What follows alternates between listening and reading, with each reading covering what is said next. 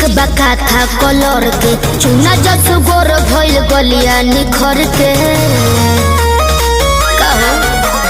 होठो पर लिपस्टिक बका था कलर के चुना जस गोर भइल गलिया निखर के